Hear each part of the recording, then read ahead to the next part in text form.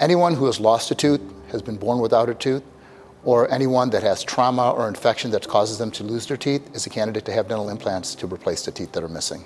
A dental implant is an artificial titanium root used to replace a missing or lost tooth in the mouth. In dentistry, there's typically 3 options if you've lost a tooth. Option 1 is a denture that goes in and out of your mouth. Option 2 is what's called a bridge, where you use the adjacent teeth to support the tooth that's missing.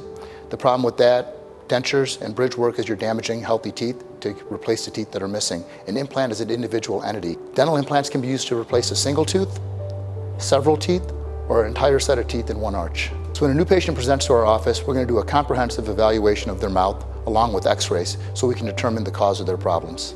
If you or anyone you know is missing a tooth or feels you would benefit from dental implant treatment, give us a call. We'll get you in for a complimentary consultation and x-ray to determine a game plan to help fix your smile.